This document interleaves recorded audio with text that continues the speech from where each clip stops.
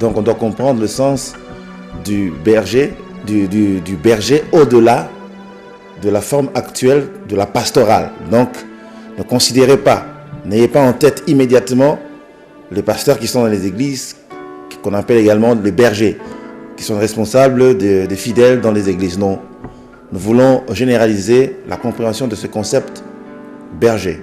Un berger donc est toute personne qui a des responsabilités sur les autres. Dès l'instant où le lendemain de quelqu'un dépend de vous aujourd'hui, vous êtes son berger. Nous avons conclu qu'un papa responsable dans sa maison, avec sa femme, ses enfants, il est le berger de la maison, le berger de sa famille. Cela relève aussi de beaucoup de responsabilités de la part de ceux qui tiennent la place des bergers, pour tous ceux qui sont sous leur responsabilité.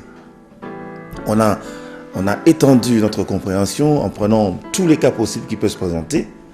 Même lorsque papa n'est plus, la maman qui reste seule responsable de ses enfants, elle agit comme la bergère de ses enfants. Même si papa n'est plus, maman n'est plus, la fille qui reste comme aînée ou le fils responsable, il est le berger de ses frères. On est allé encore plus loin. Dans une province, le responsable de la province, le gouverneur de la province, il est le berger de sa province. Le président de la République, il est le berger de la République. Le bourgmestre de la commune, il est le berger de la commune. Vous pouvez être responsable d'une seule personne, vous êtes son berger. Vous êtes responsable dans une entreprise, vous êtes le berger du personnel qui existe sous votre conduite. Amen. Et pourquoi on dit le véritable berger, le bon berger? C'est parce qu'au milieu de cette race des bergers que le monde connaît, tous n'exécutent pas nécessairement ce qu'ils doivent exécuter pour le bonheur de leur brebis. Ce qui fait qu'on trouve des responsables qui ne le sont pas du tout par rapport aux responsabilités qui leur sont assignées. Donc des bergers qui ne savent pas prendre soin de leur brebis. Un papa qui est très sage quand il n'a pas l'argent. Quand on paye à la fin du mois, on ne le reconnaît plus. Il y en a qui quittent carrément la maison, il disparaît pendant 2-3 jours. Quand il n'a plus rien, on le voit. C'est l'homme le plus sage du monde lorsqu'il n'a rien. Il répond avec beaucoup de gentillesse, il est attentif. Mais quand il a de l'argent, il devient très méchant, vulnérable. On ne sait même pas s'approcher de lui parce qu'il croit qu'on vient lui demander l'argent. Et pour qu'il ne soit pas exposé à beaucoup de demandes, il disparaît. Il y a des papas comme ça. C'est un faux berger.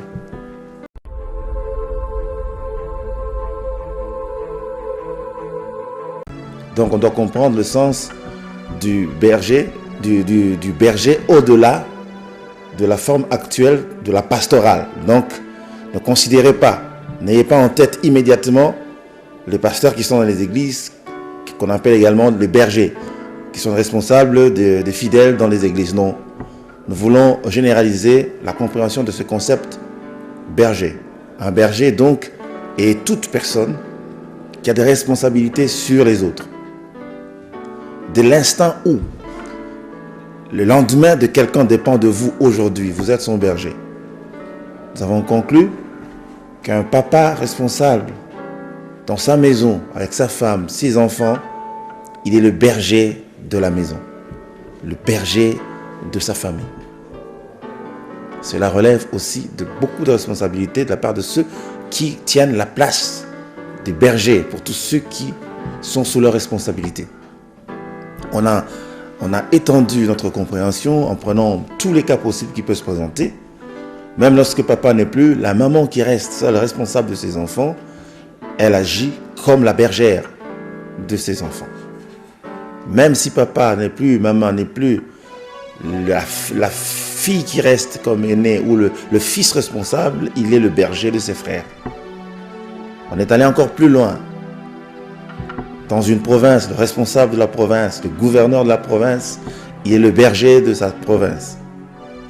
Le président de la République, il est le berger de la République. Le bourgmestre de la commune, il est le berger de la commune.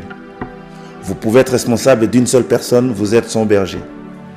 Vous êtes responsable dans une entreprise, vous êtes le berger du personnel qui existe sous votre conduite. Amen. Et pourquoi on dit le véritable berger, le bon berger? C'est parce qu'au milieu de cette race des bergers que le monde connaît, tous n'exécutent pas nécessairement ce qu'ils doivent exécuter pour le bonheur de leur brebis. Ce qui fait qu'on trouve des responsables qui ne le sont pas du tout par rapport aux responsabilités qui leur sont assignées. Donc, des bergers qui ne savent pas prendre soin de leur brebis. Un papa qui est très sage quand il n'a pas l'argent. Quand on paye à la fin du mois, on ne le reconnaît plus. Il y en a qui quittent carrément la maison, il disparaît pendant 2-3 jours. Quand il n'a plus rien, on le voit. C'est l'homme le plus sage du monde lorsqu'il n'a rien. Il répond avec beaucoup de gentillesse, il est attentif. Mais quand il a de l'argent, il devient très méchant, vulnérable.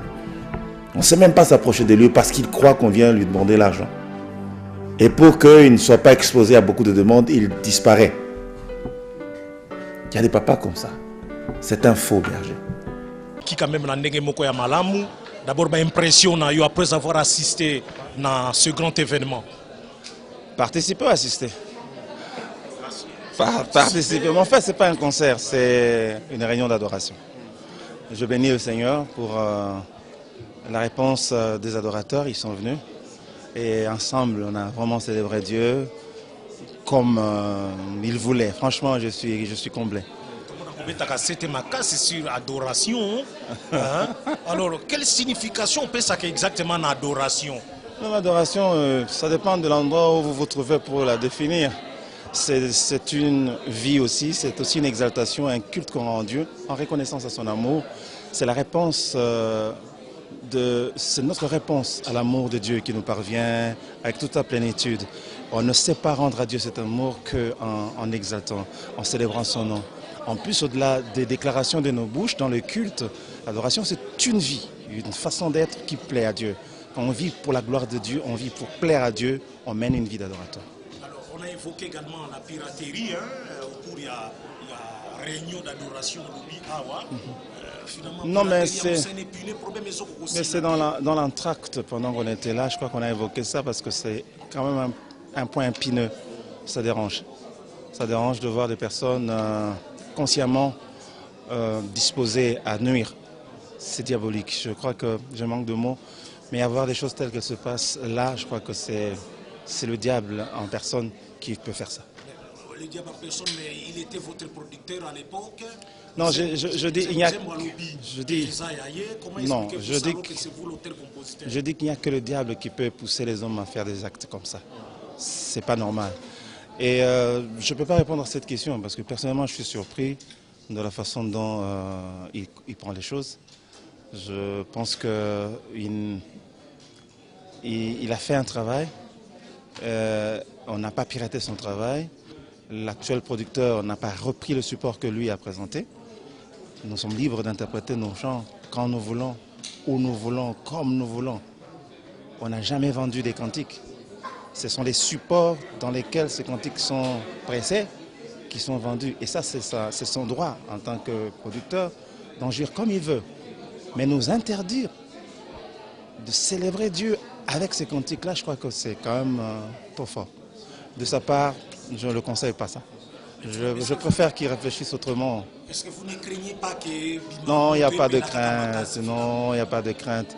On continue notre chemin calmement. Je crois que ça, pour moi, c'est quelque chose qui appartient au passé. Je regrette que les choses se passent comme ça, mais bon, je ne pense pas qu'on va rester là. On continue à travailler. Je crois que le Seigneur pourra le visiter. Il a quand même travaillé pour faire connaître ce travail-là. Il s'y est impliqué. Je ne pense pas que le Seigneur va oublier ce qu'il a fait. Mais c'est à lui seulement de savoir comment prendre les choses. Et moi, je le conseille de voir les choses autrement, plutôt que de faire ce bras de fer. Ça ne sert à rien. Personnellement, je ne suis pas engagé dans ce bras de fer, dans ce combat. Je ne pense pas que je sois disposé à le faire. Il y a plus glorieux devant.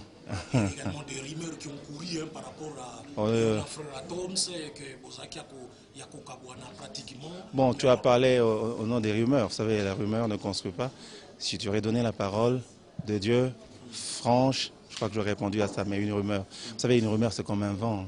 Elle court partout. Si vous suivez la rumeur, vous allez vous cogner sérieusement, vous ferez du mal à vous-même. Donc je ne pense pas qu'il faut suivre la rumeur. Vous avez bien parlé des rumeurs. Vous avez Atoms, c'est maintenant le pasteur, c'est l'aumônier du groupe. Hein, nous avons beaucoup de respect pour ce que Dieu a mis en lui. On ne peut pas l'empêcher d'exercer ses fonctions pastorales. Il a reçu cette grâce du Seigneur et ça nous profite aussi en tant que groupe de bénéficier de cette grâce. Et si l'Église l'envoie faire une mission, on ne va pas dire ne pars pas.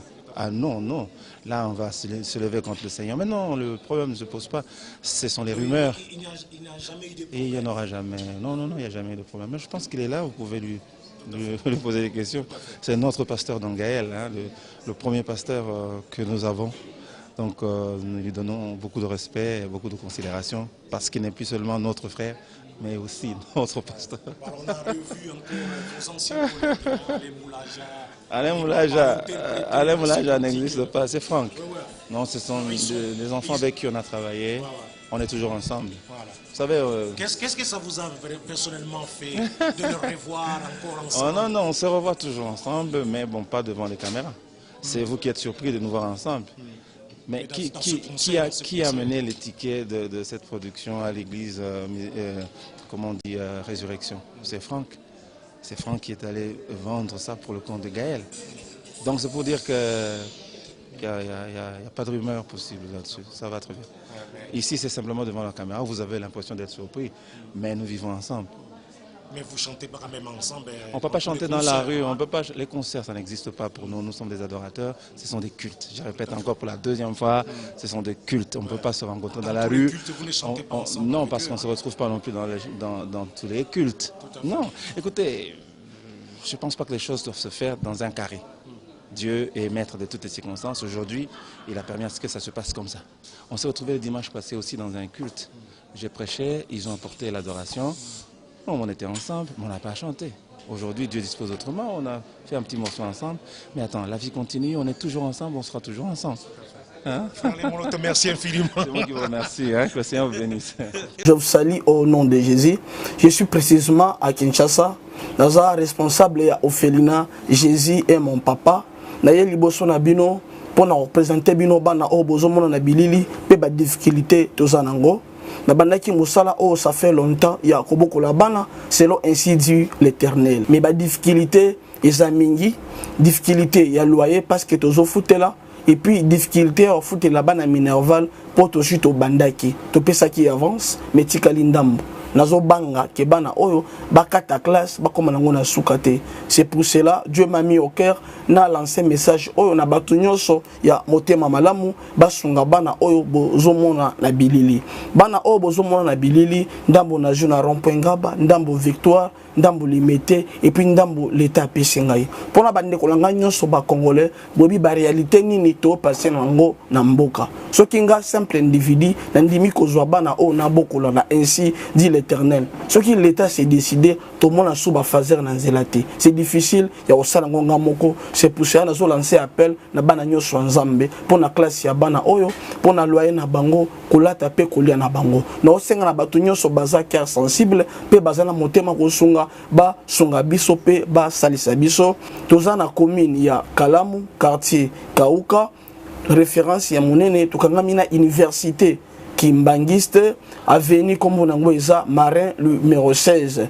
Le numéro de téléphone à Bisso pour na bateau balingi ba contacter Bisso pour na ba détail mon sousou, ils a plus 243 89 72 32 229. Zamba pa mo la bateau nyoso ba ko assister Bisso. Merci beaucoup.